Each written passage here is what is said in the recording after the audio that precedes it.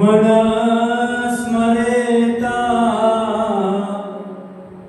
सुपतेर्गुणास्ते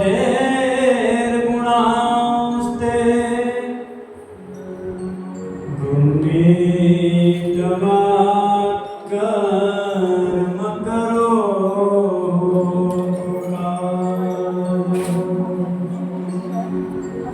न नाकदुष्टं न च पारमेष्ठ्यं न सार्वभौमं नरसाधिपत्यं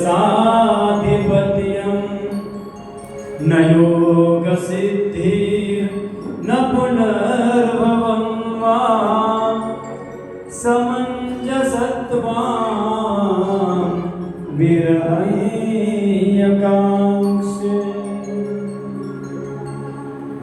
अजातपक्षा इव मातरं खगाः स्तन्नं यथा वत्सरतां सुधारता।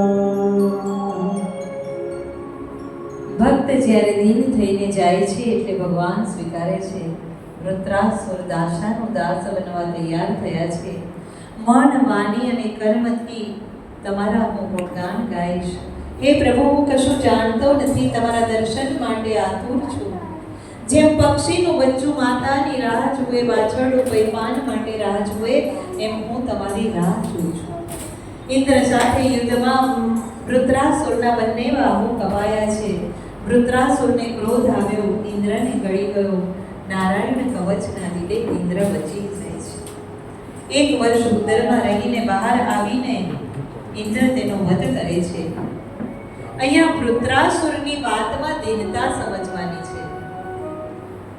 વૃત્રાસુર કહે છે કે હું ભગવત સેવા કરવાને લાયક નથી. હું તો ભગવાનના જે દાસ છે એ દાસની સેવા કરવા માટે પણ હું તૈયાર છું. વૈષ્ણવોની સેવા કરીશ. વૃત્રાસુરને ભક્તિ વડે ઇન્દ્રનું રાજ્ય લેવાની કે મોક્ષની અપેક્ષા નથી. સ્વર્ગ તો શું, બ્રહ્મલોકનું રાજ્ય પણ તેને જોઈતું નથી. કારણ વૃત્રાસુર જાણે છે કે ભોગ એ ભક્તિમાં બાધક બને છે. વૃત્રાસુરની શરણાગતિમાં એવું કહે છે કે હું તમારો છું. માત્ર જીવ એટલું કહે કે હું તમારો છું એટલે પરમાત્મા એ જીવને અપનાવે અને પરમાત્મા એ જીવને અપનાવે ને પછી જીવને એવો દ્રઢપણે જીવ માને કે ઠાકોરજી મારા છે. અને આ ભાવમાં જ્યારે વૃદ્ધિ થાય એટલે જગતમાં બીજું કોઈ નથી એવું અનુભવાય.